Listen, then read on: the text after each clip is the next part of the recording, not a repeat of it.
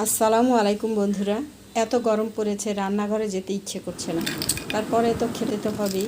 ভাত রান্না করলাম, ভাতে আলু সেদ্ধ দিলাম। আলু ভর্তা তৈরি করব। আর একটা নতুন ভর্তা আমি আজকে তৈরি করে দেখাবো আপনাদেরকে। সেটা হচ্ছে কচি হলুদ পাতা। সেটা পাতাগুলো তুলে এভাবে কুচি করে কেটে নিয়ে শুকনো মরিচ, পেঁয়াজ বেরেস্তা আর হচ্ছে লবণ, সরিষার তেল দিয়ে এইভাবে আমি এই হলুদ পাতার ভর্তাটা তৈরি করলাম। আর আলু ভর্তাও আমি তৈরি করে নিলাম এরকম করে। আমি জানি না আপনাদের এলাকাতে হলুদ পাতার ভর্তা খান কি না, তবে আমার খুব প্রিয় এই ভর্তাটি। তো আজকে দুপুরবেলা আমার ভাতের সাথে আমি আলু ভর্তা এবং সুস্বাদু হলুদ পাতার ভর্তা দিয়ে আমি ভাত খেলাম খুব তৃপ্তি সহকারে। আপনাদের ভালো লাগলে আপনারাও তৈরি করে খাবেন।